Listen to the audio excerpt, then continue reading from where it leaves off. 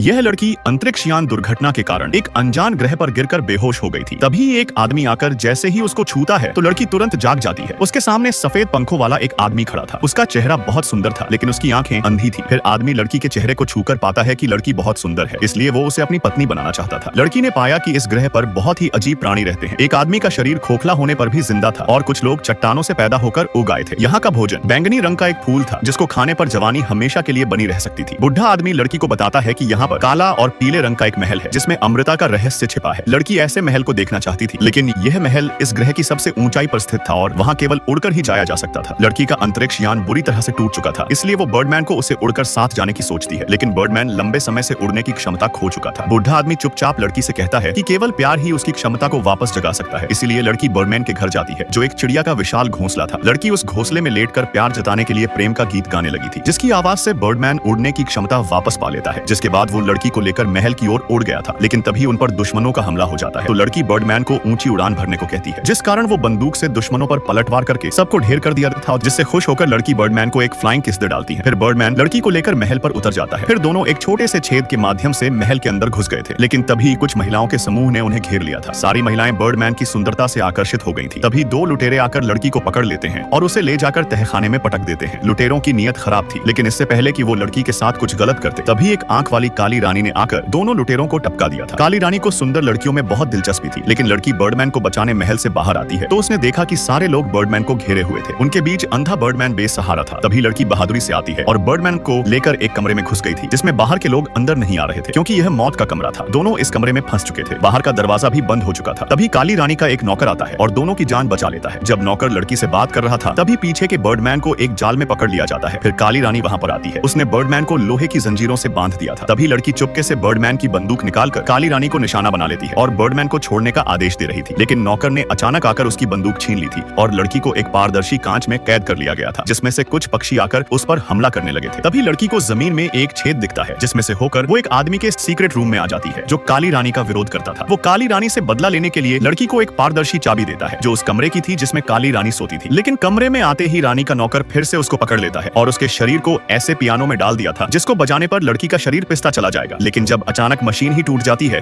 तो वो लड़की को छोड़ देता है, लेकिन यह सब उसकी एक चाल थी। दरअसल वो लड़की से पारदर्शी चाबी लेकर काली रानी के खिलाफ षड्यंत्र रच रहा था, क्योंकि वो उसे मारकर खुद राजा बनना चाहता था। नौकर को खत्म करने के लिए काली रानी को महल को नष्ट करना पड़ जाता है। यंत्र को चालू करते ही लड़की और काली रानी एक बबल में बैठकर महल से बाहर आ गई थी और महल के जलने के साथ साथ नौकर भी जलकर राख हो जाता है। काली रानी और लड़की एक द्वीप पर उतरती है, जहाँ बर्डमैन शांति से सो रहा था। लड़की उसको तुरंत जगाती है और द्वीप के पानी में डूबने से पहले बर्डमैन दोनों लड़कियों को उठाकर उड़ जाता है।